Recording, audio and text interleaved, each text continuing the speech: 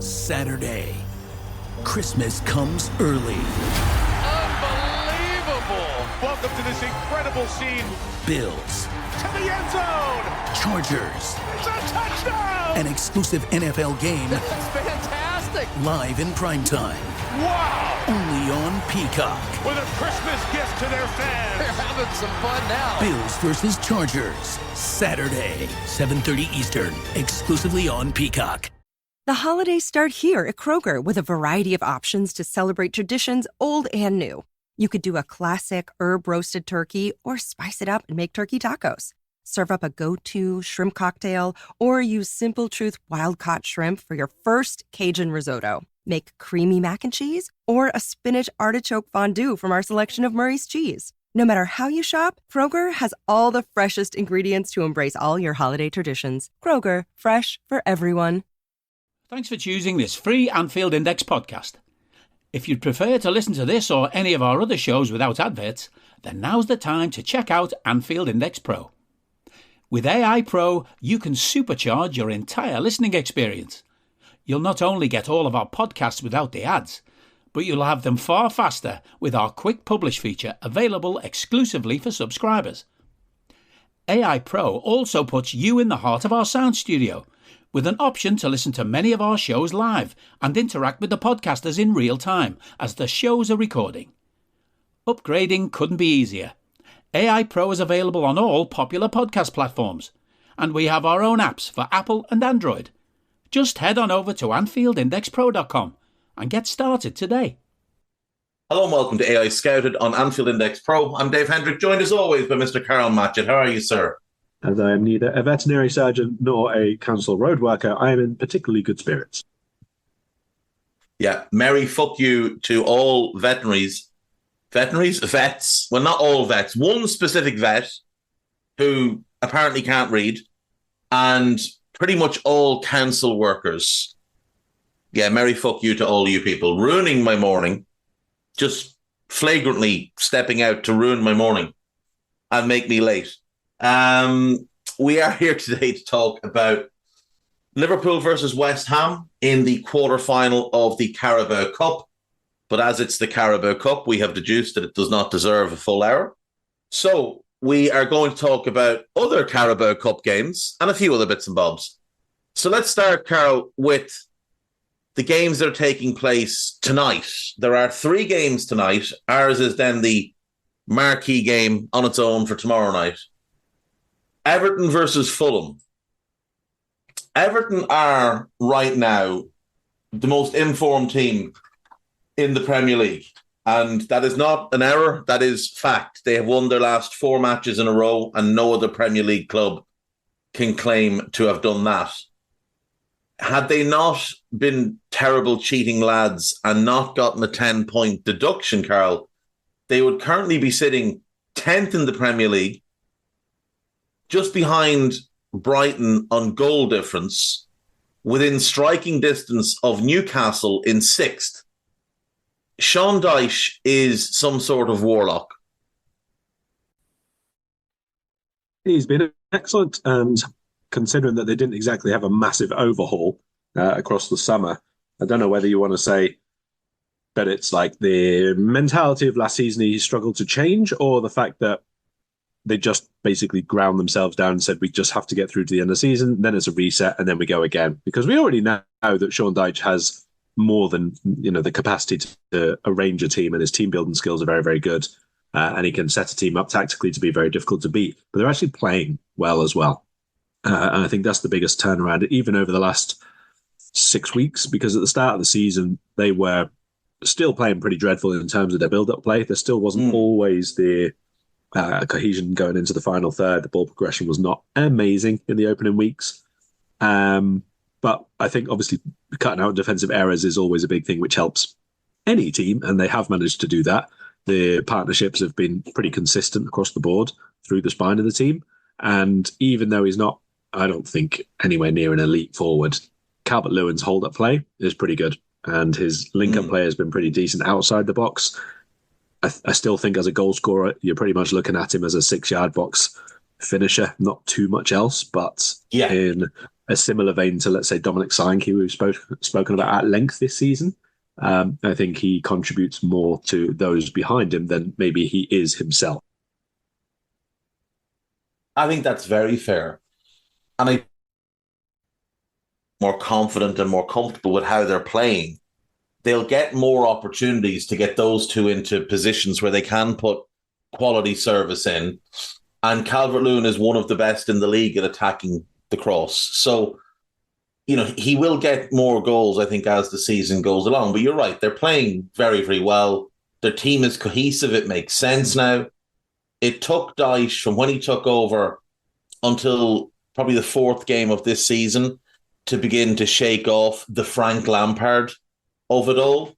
But they have been very good. And I thought the performances that they've put in the last 4 games, particularly against Newcastle and Chelsea, were very, very strong.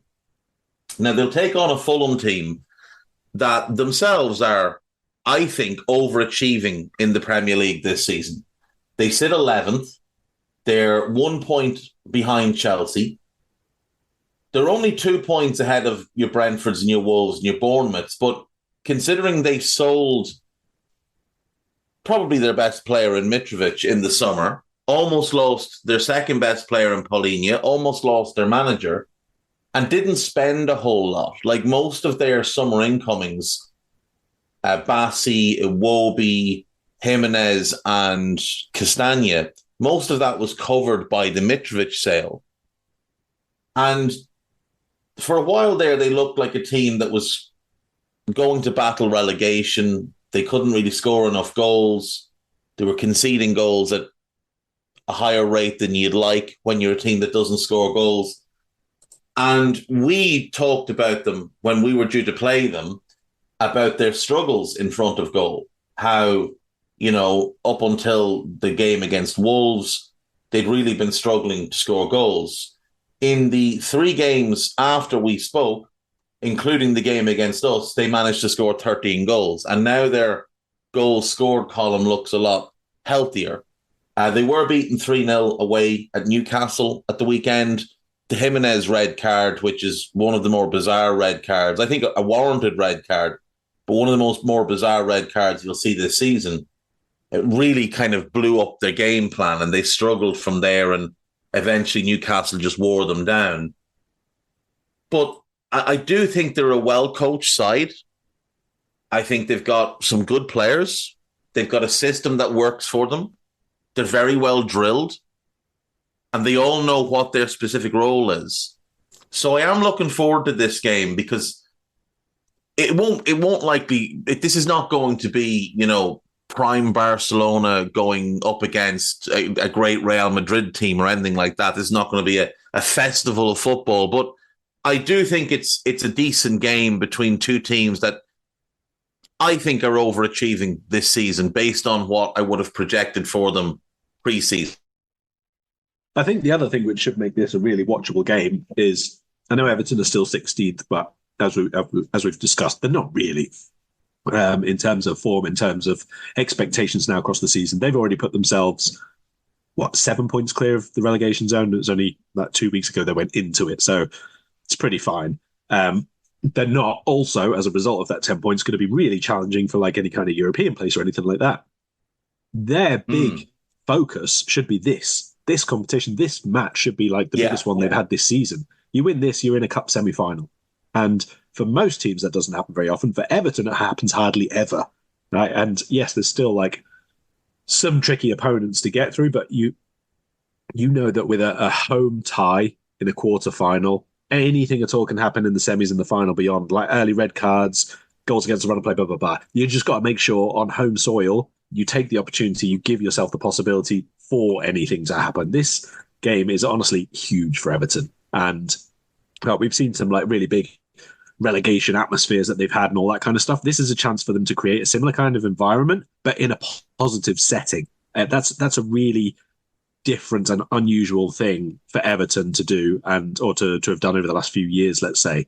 I fully expect them to be massively up for this game. Like, I think that this is like could be not just a turning point of the season, but in the direction of where the team is going, to be honest, even before the club's takeover and all the rest of it happens. You can argue the same for Fulham, though. More difficult because they're away from home. More difficult because they're going to be without Jimenez because he's suspended. And a little bit more difficult maybe in terms of not expectation, which would probably be about on par with Everton, but in terms of maybe they don't have as much emotion of the season behind them right at this minute in time. Maybe, though, this win gives them that going into a semis. Tired of ads interrupting your favorite show? Good news. Ad-free listening on Amazon Music is included with your Prime membership. Download the Amazon Music app or visit amazon.com/ad-free sports. That's amazon.com/ad-free sports to catch up on the latest episodes without the ads. Enjoy thousands of Acast shows ad-free for Prime members. Some shows may have ads. Are you that person who has everything? The coolest merch and those must-have fan threads? Well, over at our Anfield Index shop, we've gone that extra mile when it comes to pimping up your Liverpool collection. From our popular range of bespoke design t-shirts, sweaters, hoodies and hats, to our signature edition mugs, prints and coasters, all provided with fast worldwide shipping. We have something for every red. We also stock official LFC merchandise and are licensed with the Premier League and UEFA to sell official iron-on shirt badges and sleeve patches. As a listener to this podcast, you can get 10% off everything with coupon code AIPRO10. Just head over to AnfieldIndex.shop or find us on Etsy by searching for Anfield Index. Yeah, I think that's very fair. Am I right in thinking that the last Cup semi-final they were in was the year we beat them in the Cup semi-final? Everton? I'd imagine that's, yeah. I think that's the Andy Carroll one, isn't it? They got to semis and that nothing else. The Andy Carroll, the Andy Carroll semi. I think that's the last time. I think that's the last time they'd have been in a semi for sure. Which obviously points to the state the club has been in for many's a year. But this is an opportunity for them, and you're right. Like with the 10-point deduction, it's just going to stop any possibility of getting into Europe through the league. So they should take advantage of this. They are potentially facing another deduction because there's a strong possibility they might end up in administration.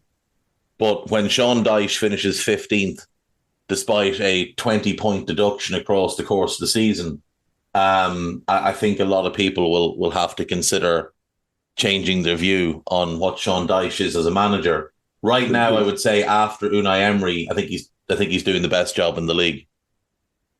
Yeah, I don't think that there's any doubt about that, to be honest. I think Everton have looked like a completely different team this season, considering they're not in terms of the actual people involved. It really is impressive. We have done them a minor disservice, though. They got back to semis of both cup competitions 3 years after we beat them, or 4 years after we beat them. 2016, they lost in the semis of the FA Cup to Man United and the semis of the League Cup to Man City. Oh. And they obviously lost both of those. So yeah, they lost both those semis, yeah. The thing is for them, if they can get through this, there is a possibility that they draw the winner of the next game we're going to talk about, which is Port Vale versus Middlesbrough, which, I think everybody's looking at that and hoping that's the semi-final that they get. So Port Vale, right now, in League One, currently sitting 15th. They have won their last two games, but you would be certainly looking at them as the weakest of the teams left in the competition. Middlesbrough are 13th in the Championship. Disappointing season for them after how well they did under Michael Carrick last season, but they're still only 6 points outside the playoffs. Currently missing Hayden Hackney, who's their best player. But this is a massive opportunity for one of these clubs.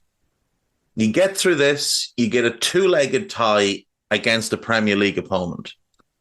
And that should be a huge incentive for them. Now, you wouldn't fancy them to beat any of the Premier League teams. Maybe Fulham. Just because they can be hit and miss and sometimes struggle for goals.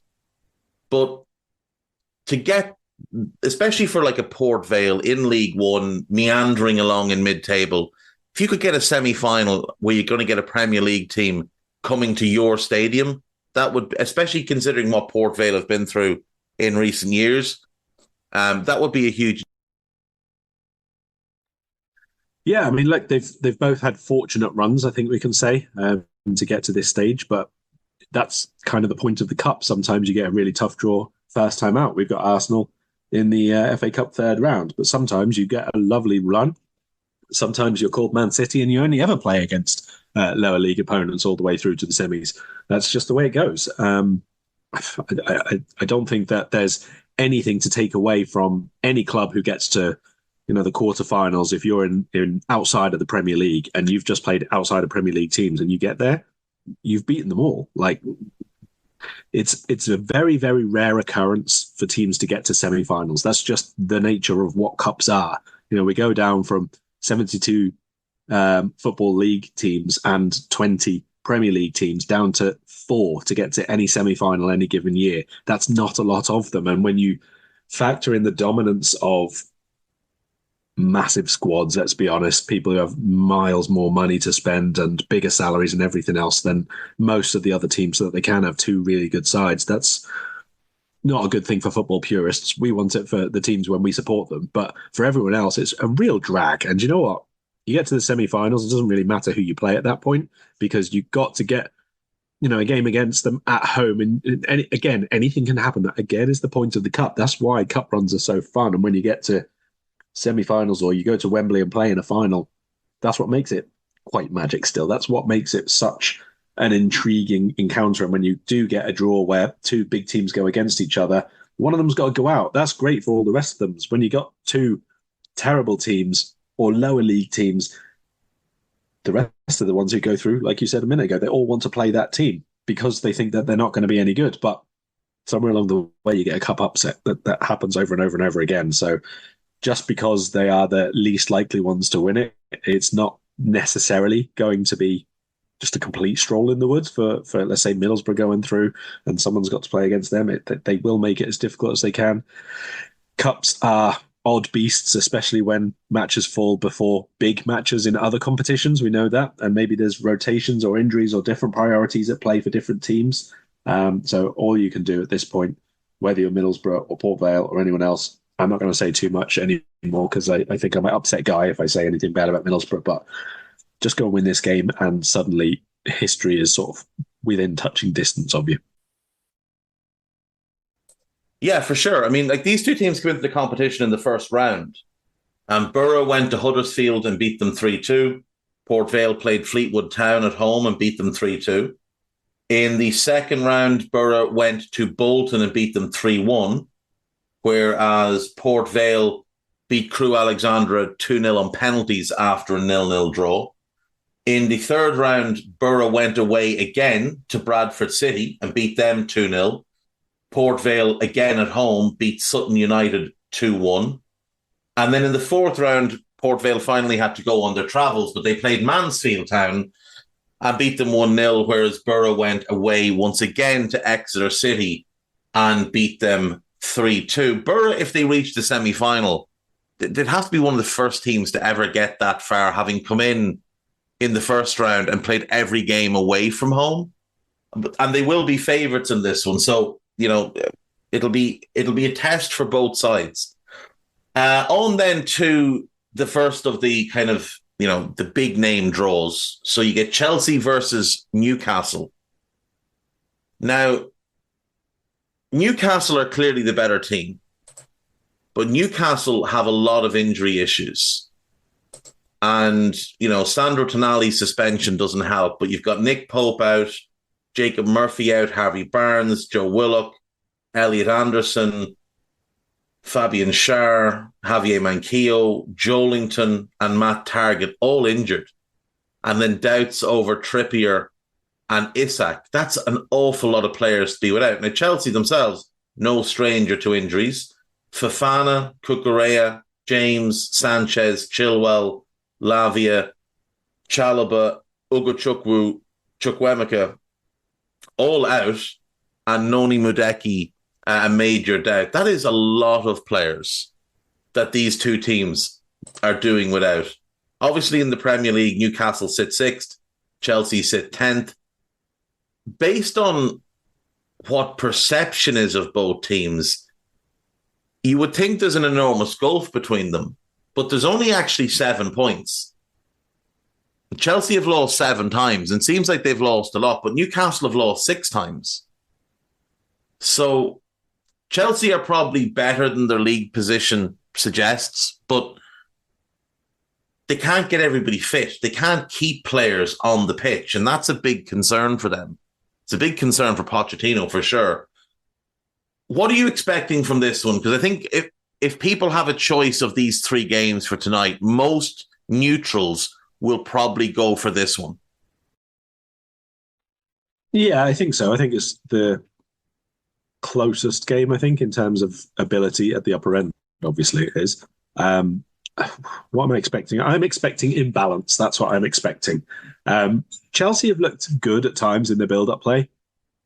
Excuse me, but then they don't yet seem to have that knack or organisation to be in defensive positions when they have the ball going forward, if you know what I mean. Like if you watch Liverpool, you know perfectly well that the build-up play is going to be sort of recycling through the central midfielders, moving it, let's say, left side to the right side central midfielder, out wide to Mo on the right flank or something like that, and then he'll be looking to do his thing. But while he's looking to do his thing, the right-sided midfielder will be, let's say, diagonally in from him, no more than 5-6 meters, something like that. The right back, if it's Trent, will be either down the flank from him or a little bit further infield again, ready for the second ball across. You know where the right-sided centre-back, now going to be Konate, is going to be stationed. Chelsea haven't got this yet. Like, there's no readiness for them for transition play at the minute defensively. There's not really any cohesion with the bulk of their midfield and defence over where they need to be, over what starting positions they have, whereabouts they support the attack. That's the biggest thing I think missing from their game at the minute, because attacking-wise, it is starting to come together more now. Not perfect, but I think between Cole Palmer and Sterling, there's obvious chemistry there. There's really, really good interplay with Nicholas Jackson at times, even if he's not, let's say, the finished product or the finishing product at times. They still need another really good regular option for one of those attacking midfield spots. But there's the start of it is there. But it's going the other way where I think that they really have problems. Whereas Newcastle are almost the complete opposite of that, where they are set up perfectly, whether they're defending or attacking. They already know who's going to be where and who's the recovery runs and all the rest of it. But where Newcastle are hampered at the minute because of all those injuries is in their transition play, which was ridiculously good at the start of the season. They also haven't been great away from home in general, whether that's just a travelling thing that they have at the minute where they're not quite as prepared or they're not quite as free-flowing or whatever. I think just overall the absences are really hard to them. I mean, Lewis Miley's been brilliant, absolutely superb. I think his positional play is way, way, way beyond the age and the experience that he has at senior level. But at the same time, you can't deny that if you look at Longstaff in some of the biggest matches with the biggest atmospheres on home soil, he doesn't have the same sort of athleticism to cover the ground very, very quickly as him. He doesn't have the same, obviously, finesse in the final third as Guimaraes or Tonali would have. Even Joe Willock presents a much bigger attacking threat at this stage because of his knowledge of where to run and where to pick up spaces and stop his run and hold himself in areas where he can receive the ball. So just these things by the players who are missing, they lack that chemistry going forward from last season when they were at the best, I think. I do think that counter-attacking, they're still very, very good. But again, Joe Linton is a massive part of that, and now he's out as well. So I do think that this could be a bit of a sticky game at times. Partly that's going to depend on the weather, which we're recording this a few hours before the game, and it's not great here in London, I have to say. So it could be a match which is a little bit more frustrating to watch than expected.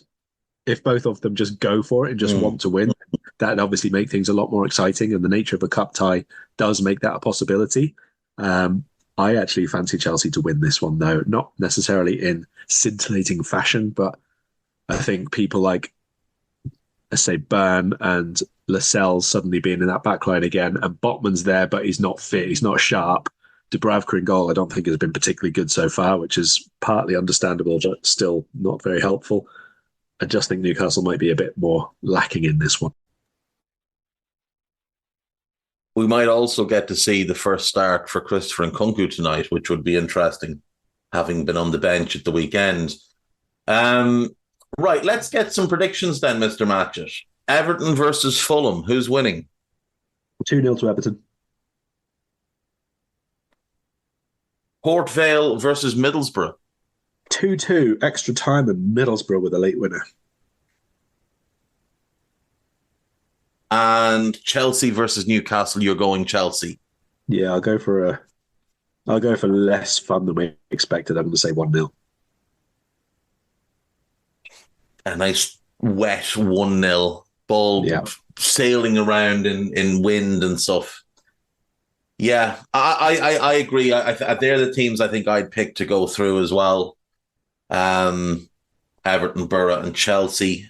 And then obviously the fourth and final one will be Liverpool or West Ham. Now, before we get to that, Karl, I feel like after the weekend's game, the reaction to the scoreline was a little bit over the top. Now, it's obviously a dreadful result. I would say it's our worst result of the season. I'd say it's worse than drawing away to Luton on the basis that we're at home and they're missing half a team. But what I mean by it was overblown was I don't think we played any worse against United than we did against Fulham, against Sheffield United, or against Crystal Palace. I feel like we have been stumbling along now for weeks. And I was looking at the games since we moved to this shape.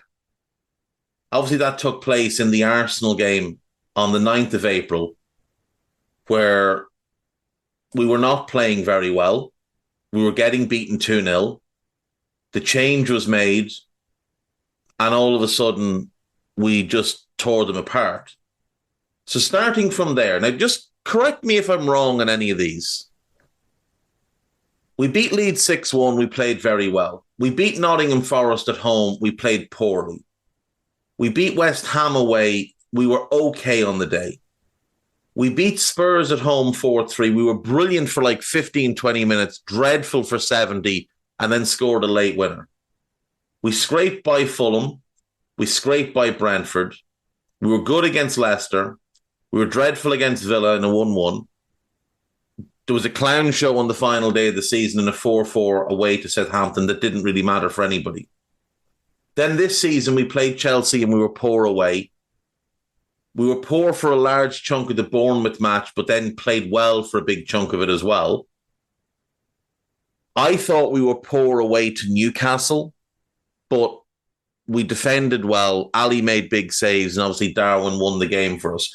We were outstanding at home to Villa. We were dreadful first half against Wolves, excellent second half. I thought we were good against West Ham. I thought we were pretty good against Spurs, especially considering the circumstances. I thought we were poor away to Brighton. The Everton game was a bit of a slog. We were good at home to Forest. We were awful away to Luton. We were good at home to Brentford.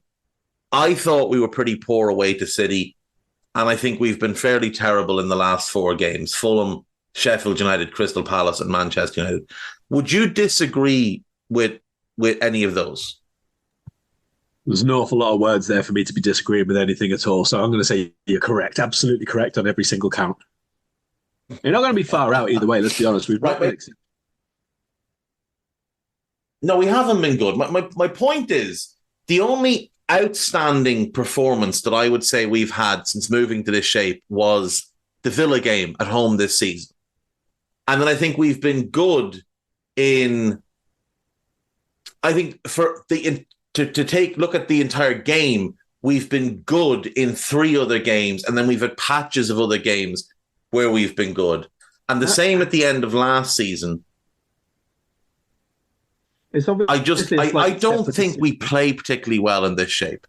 Yeah, no, I agree. I don't think we've been. I think we've been set up really well. I think defensively we play really well. I just don't think we attack really well, to be honest. I think they're slightly different things. I think we do look much better unless it's really rapid transitions through the middle, which at the start using this system we looked awful in. I think we're better now that we got a lot more control and a lot more mobility in midfield this season, which was obviously necessary due to personnel. But it is a slightly separate conversation, I suppose. But how much do you think it matters? Because I've seen this argument starting a few times now. We say after directly after matches, people upset that we won but haven't been exceptional, or people disappointed that we've won 3 or 4 matches but haven't been very, very good in any of them. So at what point does it matter that we're winning and we're top or second or wherever we are by virtue of a few points or goals here or there? We're up at the top of everything that we're playing for. Basically, we're in the quarterfinals of one, yes, into the of another, and we're top 2, 3 of the league given any given weekend. So at what point does it matter? I think it will matter when you play good teams. But we've played a few of those and we haven't been beaten. I would say we've played 1, 2, 3, 4 good teams this season. I don't think there's many good teams in the Premier League. Yeah, I think we've played 4 good teams. That's not going to be a very, very high number because there aren't that many good ones. But this is almost my point. I think that the overall quality. But to be fair, but I was including Brighton in that, and I don't know that Brighton are a particularly good team right now. They're 9th. Yeah. So they were Brighton in my good teams. Really inconsistent. Yeah, Brighton really, really inconsistent this season as well. They're one of the ones who have obviously struggled by having European football as well during the week, and that is a big thing to deal with. And again, we mentioned this at the start of the season, even with reference to Arsenal last year, that they would struggle in the first campaign back in Europe. They did. Second campaign, you get to learn a bit more about it, and they have, and they were helped by an easy draw. Newcastle this season, much more difficult for them to juggle both competitions. West Ham, nothing different there to what they've done before. That's fine. Brighton is completely new for them, the first ever season, not just for this team. So yeah, that's natural. So given that Man City as well as the standard bearers, if you like, are nowhere near as good in the first half of the season as we would normally expect them to be, does it matter? That's the point. Can you win a league playing this way? Or can you be in the mix to win a league, let's say, going into the final 5, 6 matches? And can you win a cup playing this way if it's not very, very good, but you still win a league? Because if we do, nobody's going to care, even if there still are improvements that can be made for future campaigns. Have we seen anybody do this, though? Is it sustainable across the season to continually play bad and win because of individual brilliance? I just don't know if it's sustainable. Right. So I think that, again, that is probably 2 different answers, because have we seen it before? Yes, absolutely. I think we saw about 3 decades of it. Have we seen it in the more modern era of Liverpool and Man City is probably the biggest Who's question. won a league title playing as poorly as we are right now? I'd say at least a couple of the Man United teams. I don't remember Leicester being particularly good. They were really good at transitions and counter-attacks. But the league was garbage, in fairness, that year. Yeah, absolutely. That's what I mean. Like, since Man City arrived, let's say, and Liverpool came to challenge them, we set new levels, not just in points tallies, not just in the number of wins for the season, but in playing as well. And I think that that's a little bit different to compare this season's performances to, let's say, 3 years ago, 4 years ago for Liverpool, because I don't think the points tallies are going to be warranted this year to win the league either. Hello, I'm here to annoy you. I'm here to annoy you into listening to more of me and more of others on EPL Index. We don't just have the Anfield Index stuff. We've got EPL Index as well, which covers the entirety of the Premier League. And we have 3 podcasts and a whole bunch of really good writing on EPLindex.com. The podcasts are my own 2-footed podcast, which is every day at 4 p.m, Monday through Friday, covering the whole league. We have A Tad Predictable, hosted by Tadiwa. You know Tadiwa, he does Anfield Index. He presents A Tad Predictable before every Premier League match week. And then Kevin DeVries and his crew on the EPL Roundtable, they're every week after the Premier League match week. So make sure you listen to everything we're doing on EPL Index and follow us there on Twitter at EPL Index. Thank you. Bye-bye. I would say the only team I've seen play this poorly and win a league title is the last United League title. Maybe the last two United League titles. But even then, they didn't look as disjointed in attack. Like, we look really, really disjointed. There's no defined patterns of what we do.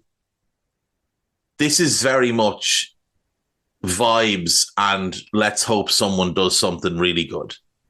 Either Mo or Trent or Dominic. There doesn't appear to be a purpose to a lot of what we do in attack.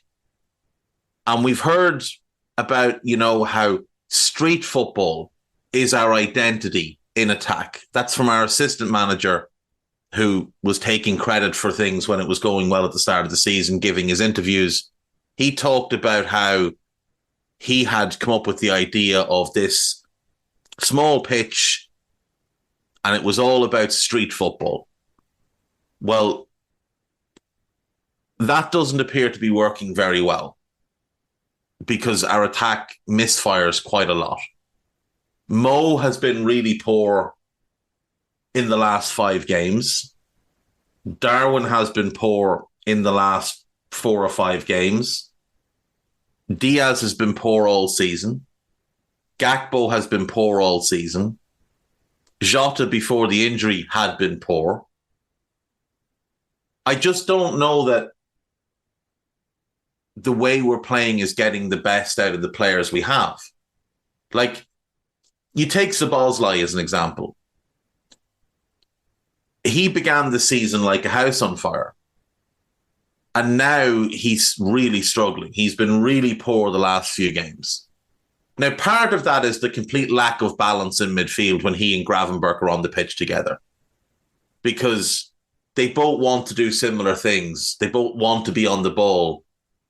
And Gravenberch doesn't do enough defensively. So Dominic has to become more of the kind of the second 6 at times when we lose the ball. It doesn't feel like we're getting the most out of him or the attack or Alexis when he plays because we're playing him as a 6. It just feels like there's something that's not really working. And we're playing this way specifically for one player. Like this shape, this 3-box-3 only really works better than the old 4-3-3 for one player. And I just don't know that it's worth doing that. We're asking enormous amounts of Ibu and Virgil to enable this shape. We're asking enormous amounts of our left back, whoever that is, whether it's Robbo or Costas, for this shape. We're sacrificing most of what Alexis does well in this shape, most of what Dominic does well in this shape. I don't really like the shape for Mo. I don't like how wide it pulls him. I don't know that Darwin works particularly well playing this way without more wide delivery. And again, the lack of width, the lack of building through the flanks like we used to seems to be affecting Diaz as well. Now, this system was designed for one player and one player only, and that's Trent. And as brilliant as he is he more effective for us in this role than he was in his old role? I don't think he is. I think you can play Trent in midfield, but only if you've got an actual right back on the pitch as well. I think we're too narrow, we're too predictable, and we're relying too much on individual brilliance. And we're not getting the most out of players that could give us that individual brilliance. I definitely think there's a lack of intensity about our game, our build-up play in the final third over the last Well, for most of the season, there's been a few games and a few spells in games where it's been good and it's been quick. But by and large, I think we're a bit too passive, a bit too reactive with some players. And I think the technical level of a few of them just hasn't been there. Like Jota early in the season, his technical level was awful. Before he got injured, it was actually improving in the last 2-3 games before that. Gakpo, it's been frustrating me a lot. And I think his technical level is sometimes good, but often poor, considering how good he is as a technical player, to be honest. Even before we start talking about his physicality or lack thereof. So most of this is solved by Liverpool playing a much, much quicker tempo.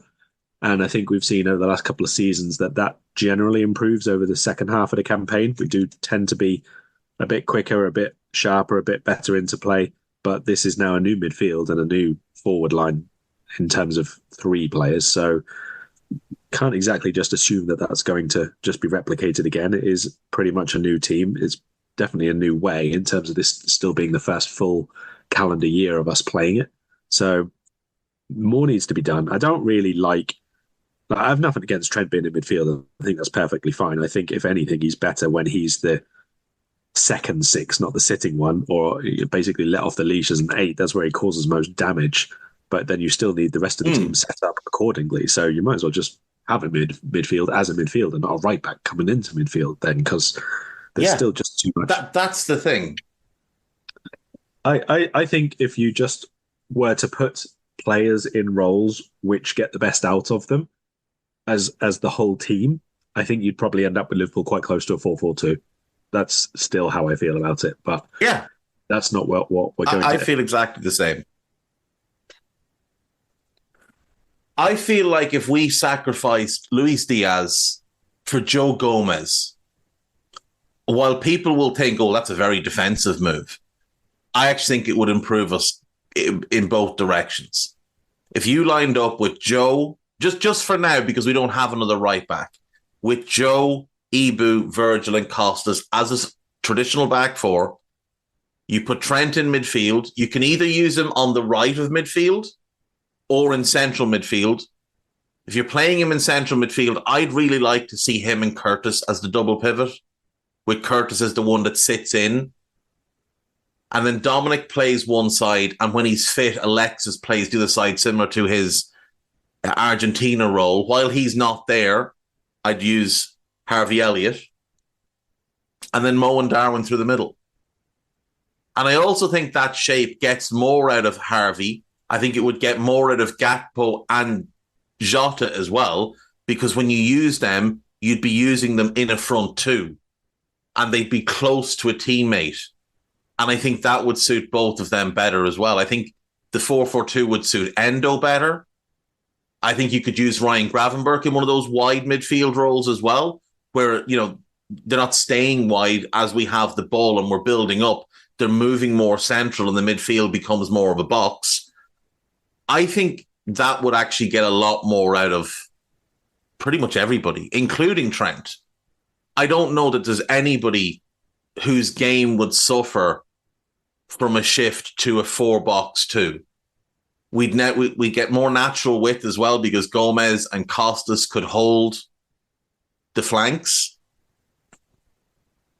I don't know. I just, the more I watch us play, the more I just think this shape, it's so predictable. And you saw us against United.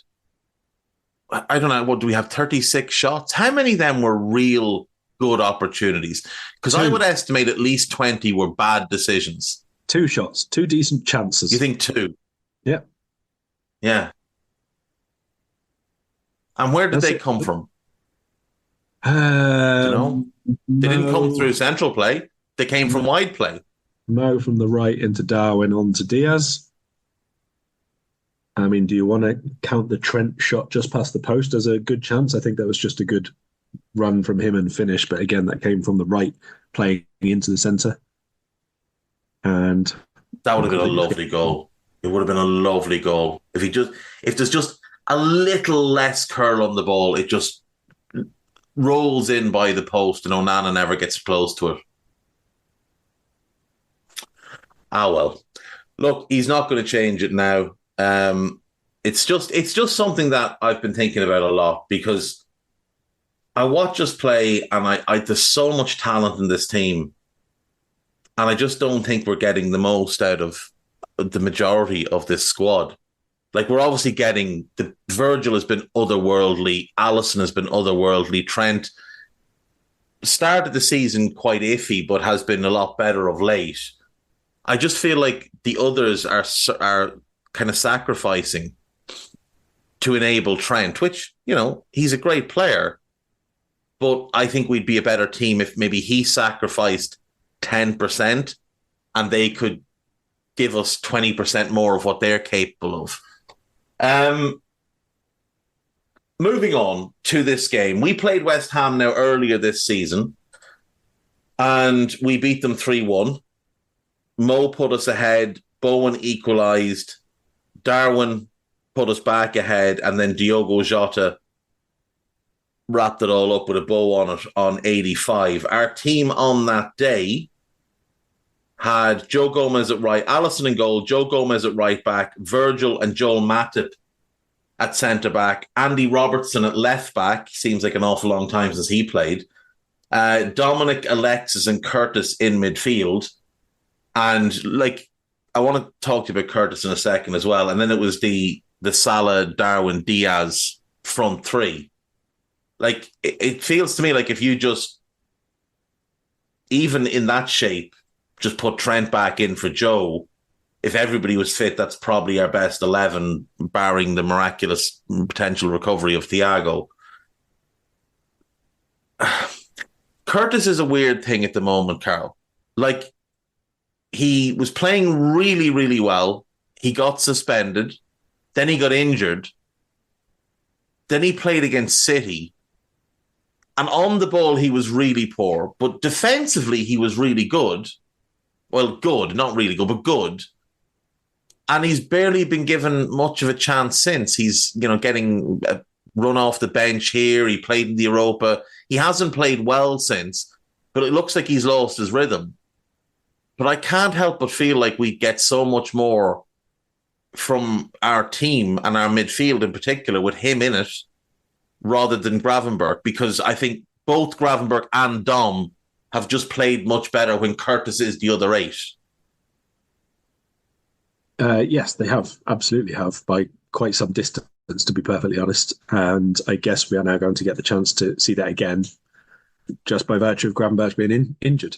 So Jones has to come back in really for that, unless you're again going to bring Alexis in and move him further forward and bring Trent in to start as the 6 or whatever change around we do this time. I just think that of all the players who have played themselves in and out of the team, Jones has done it the most times, and he's come in over and over again, shown that he can add balance and reliability and all the good things from a technical perspective in terms of creativity and defensive work as well, to be honest. Maybe he doesn't do them all to 9 or 10 out of 10 in the way that some others can, but I think he does everything across the board really, really well. I think we're a much more rounded side when he plays for us. Yeah, no question. No question. Right now, with the players we have, he's in our best 11. And I would include, when Thiago comes back, I think Curtis is in our best 11. Because I think the best thing to do would be, if you were going to run out of midfield with Thiago in it, would be to go Thiago, Alexis and Curtis and play Dominic left wing. If you're going to play this shape, I think that's the best use of everybody. You're right. He doesn't do anything. He's an outstanding presser, and he cuts passing lanes off brilliantly. Those are the two things he is really, really good at. But everything else he does at a 7 out of 10 rate. The only knock on Curtis is he does at times hold the ball a little too long. But early this season, when he was playing well and he was in rhythm, and at the end of last season when he was doing the same, he wasn't doing that.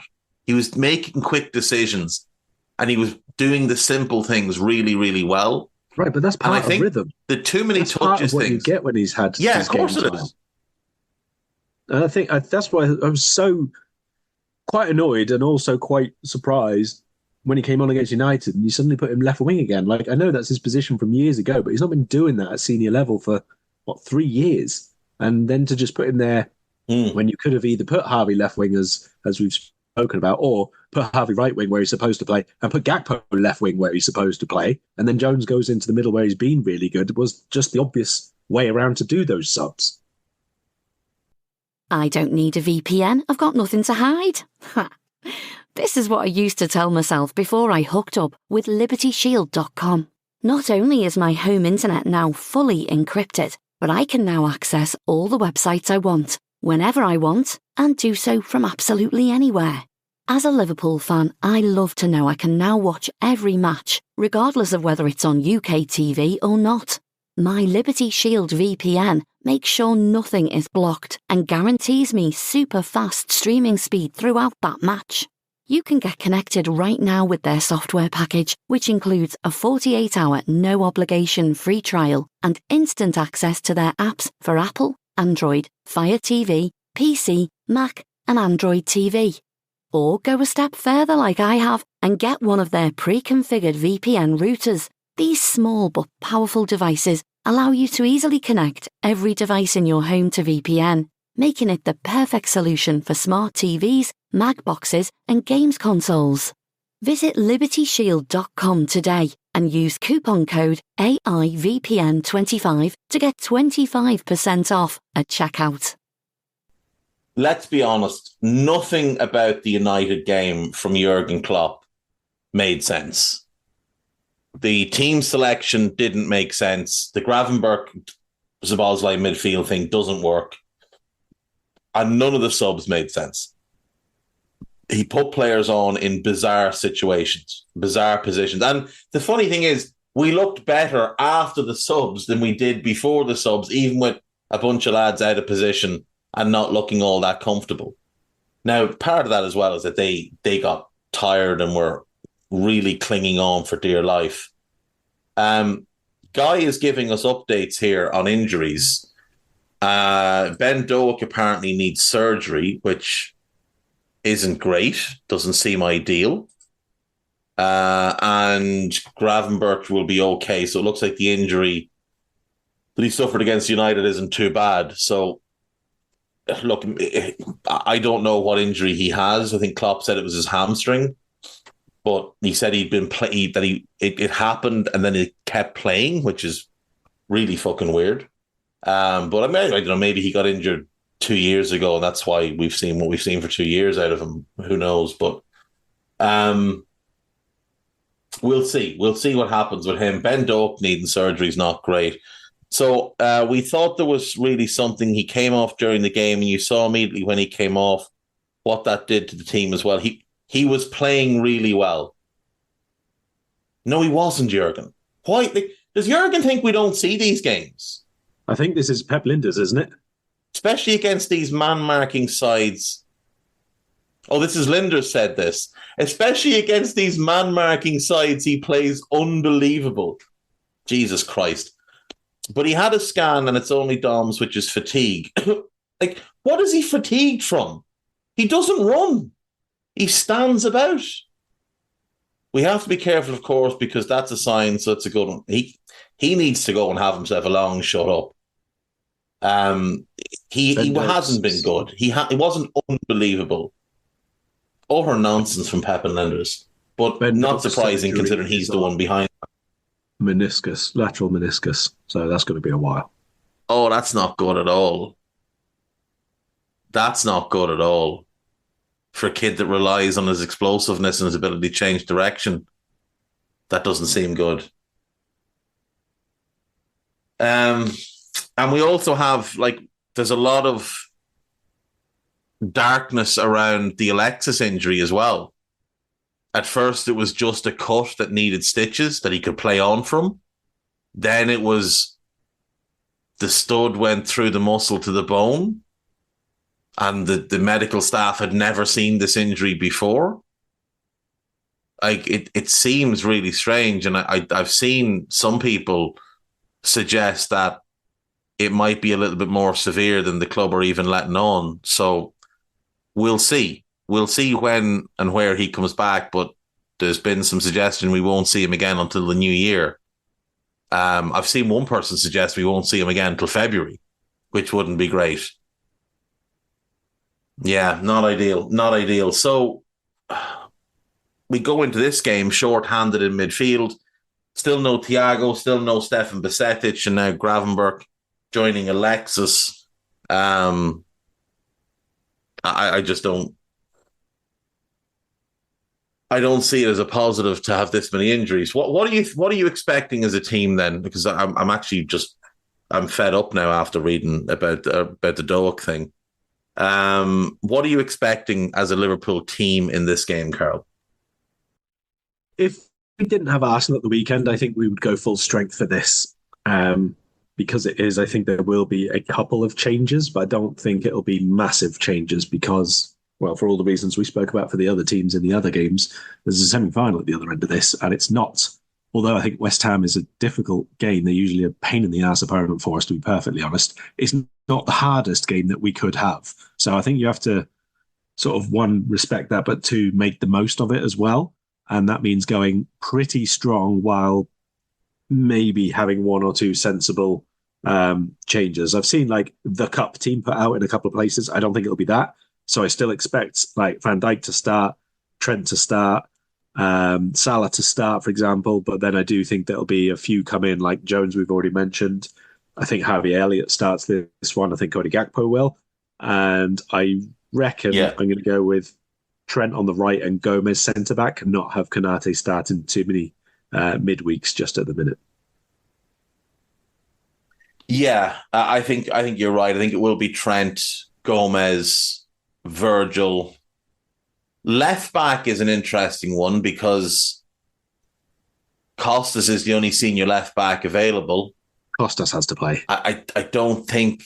I think he had, doesn't he? Because I don't think Luke Chambers did anything near enough to show that he's ready. So Costas will play. Midfield then, I mean, do you go Harvey, Endo, Jones, or would you go Dominic, Endo, Jones and play Harvey on the left of the front three? I would play Harvey on the right of the front three, Salah through the middle and Gakpo on the left. But I think it'll be Elliott, Endo, Jones in midfield and Salah on the right. Salah on the right. I think Gakpo will start through the middle. So that leaves left wing as the only, as the question mark. I think Diaz was the best of the midfielders and attackers against United. Now, it's a low bar. I think him and Endo are the only two of the six that started who come out with any real credit from the game. Would you go Diaz left wing and try and play him into form? I probably would because I don't see too many other options, to be honest. I think Darwin is sub for this one, regardless of anything else. And with no Doak, who else we got? Cade Gordon to start. I think it's too soon to be looking at multiple starts in big games in domestic competitions for him. So I don't really see that there's anywhere else to go, to be perfectly honest. It has to be him. Yeah, I think it does. Unless it's Dominic. Like, that's the only other real option is use one of Dominic or Harvey there, but he hasn't used them there before, so I wouldn't expect him to use them there now. Because Parrish thought you might try something new. You know, when things aren't working, you just do the same thing over and over again because, you know, why wouldn't you? West Ham, they've got a few issues coming in. Actually, only one, Mikel Antonio. Everybody else is fit. Worrying signs, Karl, worrying signs for the rest of us, not for West Ham, that Paqueta, Kudus and Bowen are really beginning to click and really beginning to look like a very, very serious attacking unit. That Mohamed Kudus deal in the summer is looking better and better for West Ham by the game. He really has found form, and his pace, his dribbling ability. Yeah, that's the thing. You know, it's a shame he wasn't available for someone else to buy. You know, someone else that might have needed a player of his ilk. He does look a hell of a player. Paqueta's playing really, really well. And Jared Bowen, I think, just looks better through the middle I think they look better through the middle. They look better with Jared Bowen through the middle than they do with Antonio through the middle, is what I've been trying to say now for 4 sentences. Yeah, I think Bowen's movement has been exceptional this season. He's obviously flying in confidence. You can see that with some of the goals, the finishes he's had is better than we've seen from him in previous campaigns. But I do think that a big part of it is that they've got such rotation of positions there up front now. Like Kudus nominally from the right-hand side, fine, and you get him cutting in and all that, but he makes loads of runs in behind, and they didn't really have 2 people to do that at once. And when you've got Paqueta, obviously, with the range of passing that he's got, the more movement ahead of him that you have, the better West Ham are going to be in the final third. It's often that simple. You don't need to overcomplicate it more than that. They have really, really good technical players. If you add intelligence and creativity to that mix, goals will happen. Yeah, the thing with them is, you look at Paqueta, he's played right side 10 and left side, and he can play as a false 9. He did it at Lyon. Bowen can play all 4 roles. Kudus can play all 4 roles. If they could get Max Cornet to remember that he's a good footballer and play left wing, you'd have this front 4 that could rotate positions really, really well and cause defenses a lot of trouble. They would all be left-footed as well, which would be kind of cool to see. But, Benrahma, when it's him, he can play left side. He can play as a 10. He could do a job right side for you. Like, they do have good movement and flexibility in that front 4. The double pivot is a little bit shaky for them. The Souček Ward-Prowse one, I think, is weak defensively because Ward-Prowse is not a good defensive player. Souček is just a little bit slow-footed. And if you bring Alvarez into that midfield and push Ward-Prowse into the front 4, you get his crossing ability, which is then another weapon for them. I like the centre-back pairing. Zuma is a good player. Agard's a good player. I think the full-back spots are weak for them, and obviously Moyes has reverted to Fabianski in goal for whatever reason. I don't know if Areola was injured or what was going on, but that needs to stop. They're going to be a big threat for us, Karl. They're going to be a big test. They're coming off 2 good wins. They beat Wolves quite comfortably, and in the week they beat Freiburg quite comfortably as well and secured top spot in the Europa League group. So I think they're bouncing in confident, and they've got nothing to lose here. Like, this is an opportunity for them to add more silverware to what they won last season. If they go out, they're the underdogs anyway. So it's not really, this is a kind of a free hit for them, whereas it feels like there's more pressure on us. There is, and there should be, because we, are favourites of the teams who are left in, and we should be looking to win this competition. And we're at home. So West Ham, I don't know if it's quite a free hit for them, because I think that, maybe it is for West Ham, but I don't think so much for Moyes is probably what I'm trying to say, because some people obviously thought he might have left last year after the Cup win.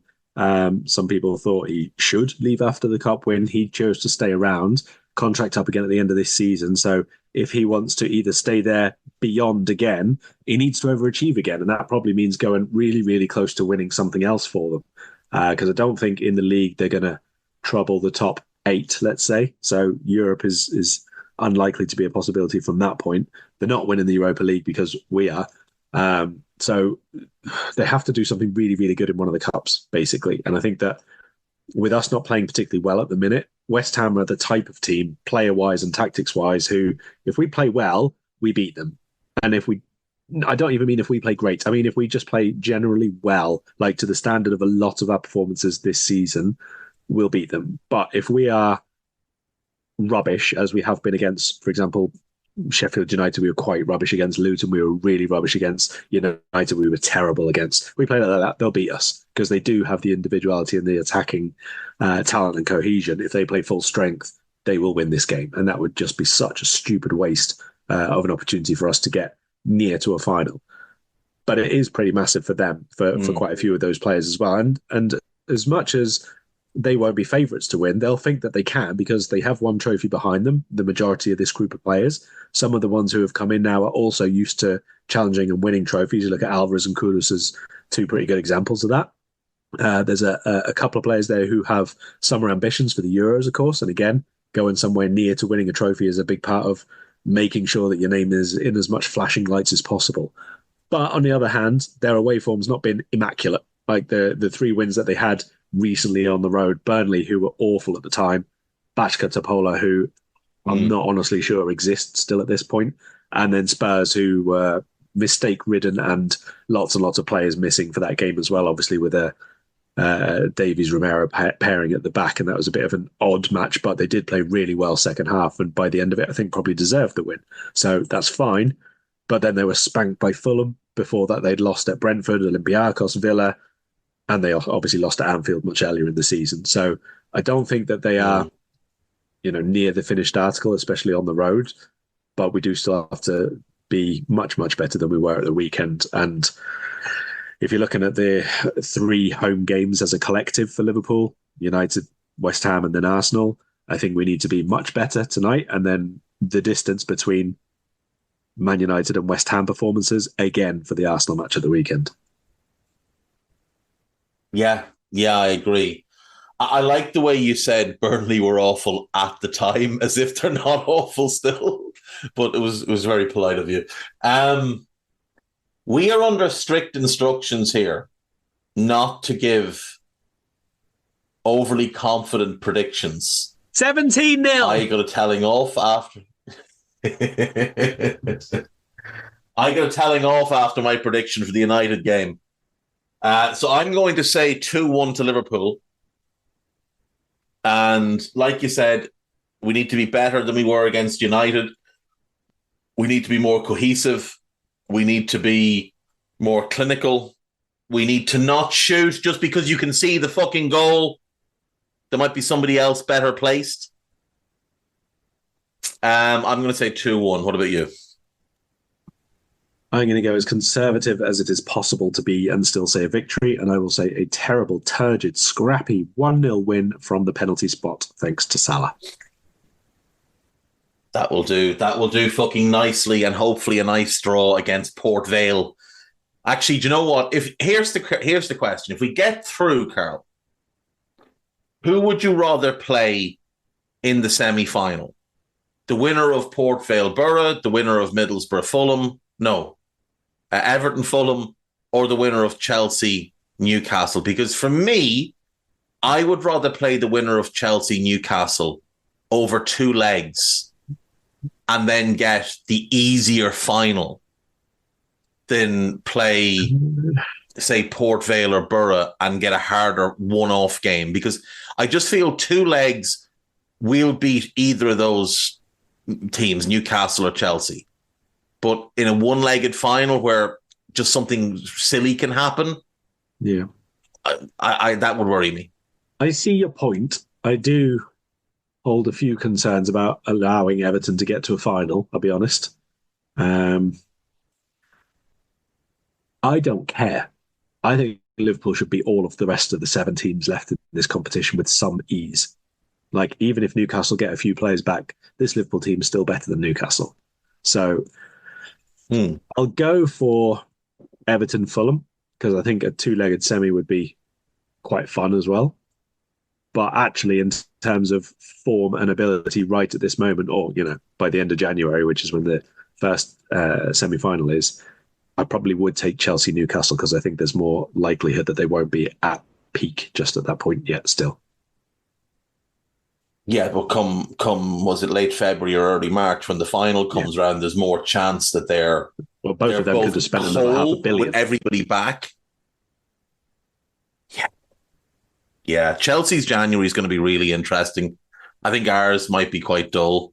I have a feeling Jurgen's going to do a silly thing, but Chelsea's really interesting. Arsenal's is interesting. We'll talk about it more as it gets closer, but. Yeah, right. Well, we'll leave it there for today, and we'll be back later in the week to preview the Arsenal game, where we will actually just talk about the Arsenal game because it's a league match and Arsenal probably warrant a bit more conversation. But for now, is there anything you want to plug? If people would like some non-Liverpool writing, there's a Man City Kevin De Bruyne piece as he approaches his comeback. Yes, looking forward to seeing him back on the pitch, and because look, he's one of the best players in the world, and it's good for the Premier League to have him fit and playing well. So, plus it would also, because if we're not going to win the league, I'd actually rather they win the league, because at least then we can mark it down to cheating. We'll be back later in the week. Take care of yourselves. Bye-bye. We hope you enjoyed listening to this Anfield Index show. Please be sure to subscribe to our channel so future podcasts find their way to your device automatically. There's nothing quite like fan engagement, and we'd love to know what you think of anything discussed on this show.